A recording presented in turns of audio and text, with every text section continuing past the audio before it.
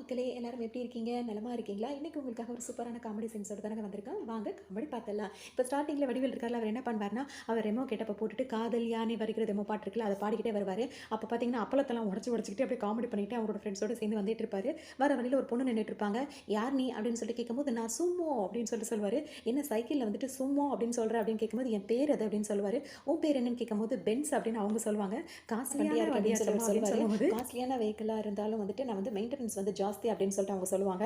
என்ன சொல்லுவாங்கன்னா, மெயின்டெனன்ஸ்லாம் ஜாஸ்தி அப்படின்னா கூட வண்டி ஓட்டுறதுக்கு ஸ்மூத்தா இருக்கும் அப்படின்னு சொல்லிட்டு இவர் சொல்லிட்டே இருப்பாரு. மைலேஜ் தரவே மாட்டேன் அப்படின்ற மாதிரி அவங்க சொல்லிட்டு இருப்பாங்க. ஓட்டுனா 10,000 அப்படி இப்படின்னு சொல்லி இஷ்டத்துக்கும் பேசிட்டு இருப்பாங்க. அதோட அங்க ஐயர் வீட்டு பொண்ணு நிக்குது அப்படின்னு சொன்னோன்னு பார்த்தீங்கன்னா, ஐயங்கார் வீட்டு அழகி அப்படின்ற பாட்டை பாடிட்டு அந்த பொண்ணு கிட்ட போயிடுவாரு. இந்த மாதிரி ஐ லவ்னு சொல்லும்போது, நீங்க யாரு, நான் எப்படி உங்களை நம்ப முடியும் அப்படி இப்படின்னு அந்த ஐயர் பொண்ணு கேட்கவும், என்ன நம்ப மாட்டியா, நான் நம்பி ப்ரூவ் பண்றேன் அப்படின்னு சொல்லிட்டு அதே மாதிரி அந்த மெயின் ரூட்ல வர மாதிரி வருவாரு.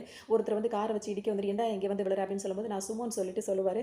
கார் பேரை வச்சுட்டு கார்லயே வந்து விழுறியான்னு வந்து கேட்பாரு. அதோட பார்த்தீங்கன்னா, இப்போ இவங்களும் கேன்சல் ஆயிடுச்சு. சரி வேற பொண்ணை பார்ப்போம்னு சொல்லிட்டு அண்டன் காக்கா கொண்ட கரை பாட்டுக்கு தகுந்த மாதிரி ஒரு பொண்ணோட ஆடிட்டு இருப்பாரு. பார்த்தீங்கன்னா, எதிர்க்கட்சி ஆளுங்கெல்லாம் வந்துட்டு போயிட்டு இருக்கா அப்படின்னு சொல்லும்போது, என்ன அப்படின்னு சொல்லிட்டு ஹீரோ கேட்பாரு. ஒன்றும் இல்லை, நாளைக்கு வந்து ஈவினிங் வந்து ஒரு மீட்டிங் நடக்குது. அதில் வந்துட்டு இந்த மாதிரிலாம் பண்ணணும், கல்லெல்லாம் போட்டு எரியணும் அப்படி இப்படின்னு சொல்லிட்டு வந்துட்டு அவங்க காசும் கொடுத்துருக்காங்க. தலைக்கு வந்து 400 ரூபான்னு சொல்லிட்டு 5000 வாங்கியாச்சு. இப்போ வந்துட்டு கல்லும் ரெடியாக இருக்குது, மூட்டை ரெடியாக இருக்குது அப்படின்னு இப்போ ஆள் சேர்க்கறதுக்கான பிளான் நடந்துட்டு இருக்கும். இப்போ யார் யாரெல்லாம் அதில் போகணும் அப்படின்ற மாதிரி இப்போ ஹீரோ பேசிட்டு இருப்பாரு. கேட்பாருன்னா, ஏதோ வந்து பொங்கலுக்கு கரும்பு கட்டை ஏற்றுற மாதிரி சொல்லிட்டு இருக்க. சரி சரி, அடி வாங்குறதும் நம்ம ஆளு, அடி கொடுக்குறதும் நம்ம ஆளா அப்படின்னு பேசிட்டே இருக்கும்போது ஹீரோ என்ன சொல்வாருன்னா, போய் சரோஜாவை வர சொல்லுன்னு சொன்னோம்னா, ரோஜா ரோஜா சரோஜான்னு சொல்லிட்டு வந்து பார்த்துருவாங்க. யார் அது அப்படின்னு கேட்கும்போது, சோமோன்னு சொல்லும்போது, சொண்டி மோதிரம் ஒரு நீ கால் எடுத்து உள்ள வச்சு அவ்வளோதான் ஒன்று அப்படின்னு சொல்லிட்டு மிரட்டுவாங்க. ஏன் அப்படின்னு சொல்லிட்டு கேட்பாங்க. நீ ஒரு தடவை என் வீட்டுக்குள்ள கால் எடுத்து வச்சுட்டு 9 தடவை என்ன தோட்ட மாதிரி போய் எல்லாத்தையும் பேசிட்டே இருப்பானோன்னு, ஏன் நல்லது தானே அப்படின்ற மாதிரிலாம் பேசிப்பாரு. யார் எதுக்கு இங்கே வந்து அப்படின்னு சொல்லிட்டு அவங்க கோவப்படுவாங்க. ஆறு உன்னை கூட்டிட்டு வர சொல்லுச்சு அப்படின்ற மாதிரி சொல்லி முடிச்சிருவாரு. உனக்கு யார் சுண்டி மோதிரம்னு பேர் வச்சது அப்படின்னு சொல்லிட்டு இப்போ கேட்கவும் அவர் ஒரு கதையை சொல்ல ஆரம்பிச்சிருவாரு.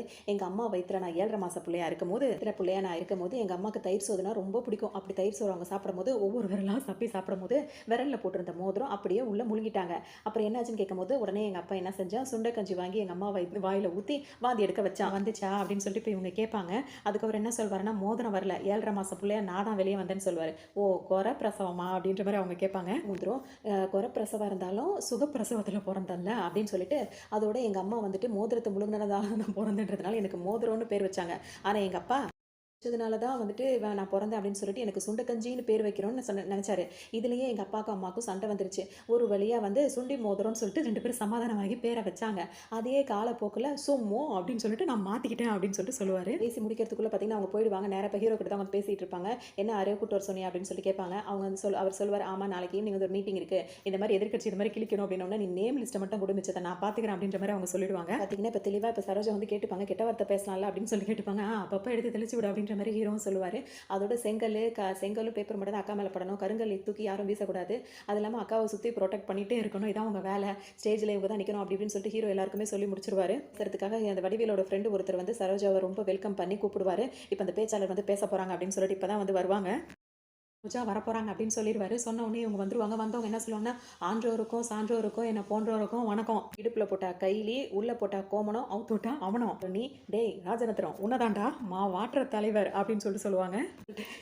கொலா புட்டு தெரியுமாடா உன் தலைவனுக்கு, கொலா புட்டு அரிசி மாவு எடுத்து வெயிலில் காய வச்சு நைஸாக அரைச்சி அதை வந்து அடுப்பில் வச்சு வேக வச்சு கும்முன்னு எடுத்தால் கொலா புட்டு சூப்பராக ரெடி ஆகும். கொலா புட்டே செய்ய தெரியாதான் ஆளு எப்படியா கொலா புட்டு மக்களுக்கு தண்ணி விடுவாங்க. ப்ராக்கெட் எடுத்து அவங்க ஜாக்கெட்லேயும் விட்டுருவாங்க. உடனே அவங்களுக்கும் வந்து டேஷ் டேஷாக கொடுத்துட்டு ஆரம்பிச்சிருவாங்க.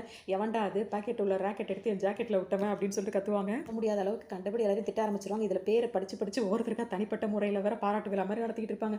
இதுக்கு மேலே விட்டா அக்கா நாஸ்தி பண்ணிடும் வாங்கடா அப்படின்னு சொல்லிட்டு இப்போ ஹீரோ வந்து கூட்டு போயிடுவார். ஆளுங்களை வந்துட்டு இருப்பாரு. எல்லாரும் தண்ணி பிடிச்சிட்டு இருப்பாங்க. ஒரு லேடி வந்து தண்ணி இடுப்பில் குடத்தை வச்சு போயிட்டு இருப்பாங்க. என்ன இடிதாங்கி குடந்தாங்கி போயிட்டு இருக்கு அப்படின்னு சொல்லி கேட்பாரு. அறந்தாங்கில இருந்து அத்தை பொண்ணு வந்துட்டு இருக்கு, அது குளிக்கிறதுக்காக தண்ணி எடுத்துட்டு போறேன்னு அவங்களும் சொல்லுவாங்க. தண்ணி விட்டுட்டு இருப்பாங்க. அதாவது பைப்பு வெளியே எல்லாருக்கும் கொடுத்துட்டு இருப்பாங்க. என்ன சரோஜா இப்போ வந்து வாட்டர் வனஜாவா இருக்குன்றவன பார்த்தீங்கன்னா அவங்களுக்கு கோவம் வந்துடும். உடனே குடத்தை வச்சு 2 பேரும் அப்படியே சண்டை போட்டுப்பாங்க.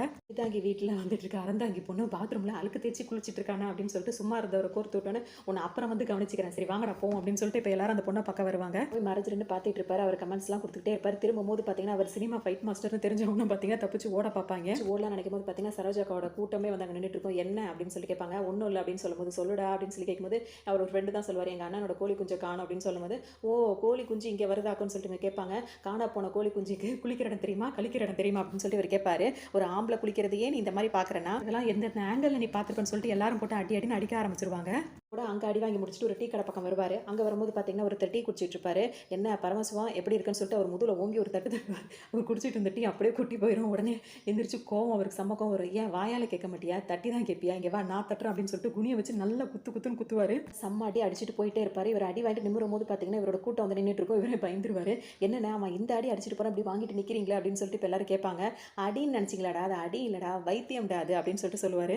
அப்படின்னு சொல்லிட்டு இப்போ எல்லாரும் கேட்பாங்க. அது ஒன்றும் இல்லை, 3 நாளாக உருளைக்கிழங்கு தின்னுட்டேன், அது வாய்வா போய் முதுகுல நின்றுச்சு.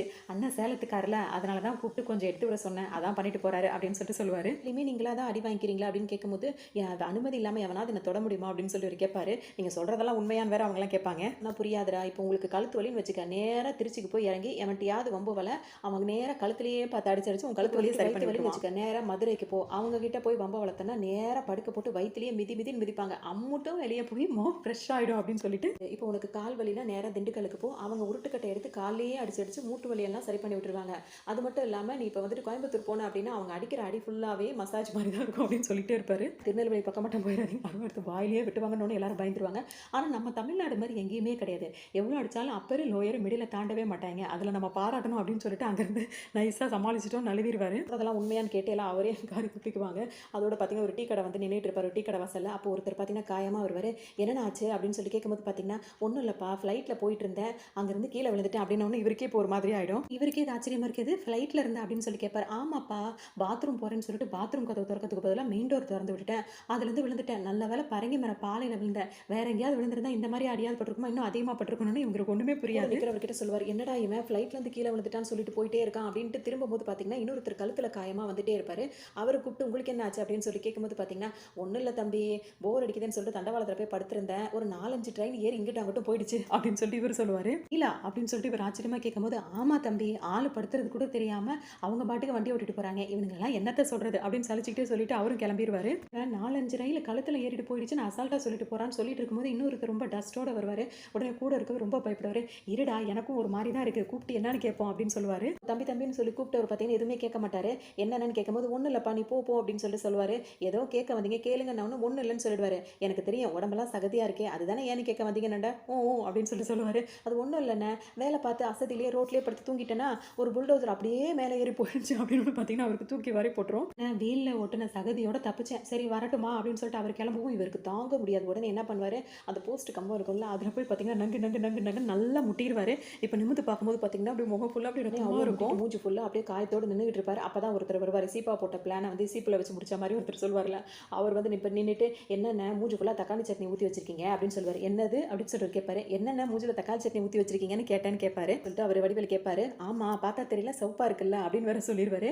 சிவப்பா இருந்தால் தக்காளி சட்னியா அப்படின்னு கேட்டவருக்கு வந்து செம்ம கோவம் வந்துடும். மூக்குலேயே ஒரே குத்து, அதோட அவங்க மூக்குலேருந்து அப்படியே இருக்க ரெட் கலரில் திரும்ப வர ஆரம்பிச்சோன்னே, ரத்தம், உனக்கு வந்தால் ரத்தம், எனக்கு வந்து தக்காளி சட்னியா அப்படின்னு சொல்லிட்டு சுற்றி சுற்றி அடிக்க ஆரம்பிச்சிருவாரு. வேகமாக அங்கேருந்து வருவார். ஓடுற பஸ்ஸில் வேகமாக ஏறினவுடனே கண்டக்டருக்கு வந்து ரொம்ப கோவம் வந்துடும். ஓடுற பஸ்ஸில் ஏறியடா கழுத அப்படின்னு திட்டும்போது பார்த்தீங்கன்னா யாரடா திட்டுனேன்னு உடனே அவரை மிரட்ட போவார். அதை விட பெருசாக அவர் எடுத்து காட்டும் போது ஒத்துக்கிறேன், இதை விட இது பெருசுன்றதை ஒத்துக்கிறேன் அப்படின்னு சொல்லுவார். வந்துட்டு பார்த்தீங்கன்னா இப்போ உள்ள வருவார். ஒரு லேடி உட்காந்துட்டு இருப்பாங்க. ஏம்மா உட்காரலாமா அப்படின்னு கேட்பாரு. இது பொம்பளை சீட்டு அப்படின்னு சொல்லிட்டு அவங்க சொல்லுவாங்க.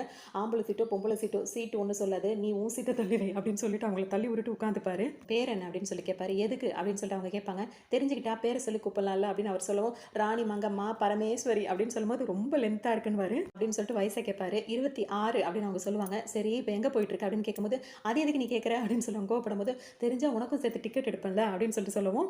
சொல்லுவாங்க. அது சரி, இந்த டிக்கெட்டுக்குலாம் எவன் டிக்கெட் கேட்பான் அப்படின்னு சொல்லி முடிச்சிருவாரு. கல்யாணம் ஆயிடுச்சா அப்படின்னு சொல்லி கேட்கும்போது, அது எதுக்கு கேட்குற அப்படின்னு சொல்லி கேட்கும்போது, கல்யாணம் ஆயிடுச்சுன்னா கம்முன்னு வரலாம், இல்லை கையை போடலாம்ல அப்படின்னு சொல்லிட்டு கையை வரைஞ்சு போடுவார். அவங்க கல்யாணம் ஆயிடுச்சுன்னு சொல்லுவாங்க. அப்பவும் கையை போடுவார். உடனே திரும்பி பார்ப்பாங்க. பரவாயில்ல, வசதிக்கு இல்லைனாலும் வசதிக்கு போடலாம்ல, ஆமாம் உன் புருஷன் என்ன வேலை பார்க்குறான் அப்படின்னு சொல்லி கேட்கவும் அவங்க சொல்லுவாங்க. அதாவது கண்டக்டர் அப்படின்னு சொல்லி கேட்கும்போது, எருமை கண்டக்டர்னு சொல்லும்போது, ஓ அந்த பஸ்ஸில் நல்ல சீட்டெல்லாம் கிழிச்சு கொடுப்பாரு, அந்த வேலையா அப்படின்னு சொல்லிட்டு கேட்கவும், ஓட்டிகிட்டு இருப்பான்னு சொல்லி கேட்கும்போது, இந்த ரூட்டில் தாண்டான்னு சொல்லும்போது, பேசிகிட்டு இருக்கும்போது ஆம்பளை வயசில் பேசுகிறேன்னு சொல்லும்போது, பேசினது என் புருஷன் அப்படின்னு சொல்லிட்டு அவங்க சொல்லவும் இவங்க திரும்பி பார்ப்பாங்க. அவர் பேசிட்டு வம்ப வளர்த்துட்டு வந்தார்ல, அந்த கண்டக்டராக தான் இருப்பார். அவருக்கு விட்ட தெரியாமல் இஷ்டத்துக்கும் அங்கேயும் சுற்றி இது பண்ணவும் அப்படியே உருண்டு வந்து கீழே விழுந்துருவார். நல்லபடியாக அவனுக்கு சரியாக தெரியாததுனால இன்றைக்கி உயிர் தப்பிச்சோம் அப்படின்ற மாதிரி தப்பிச்சு ஓடிடுவார். இதோட இந்த காமெடி சீன் இங்கே முடியுது. இன்னொரு காமெடி சீனில் சந்திக்கலாம்.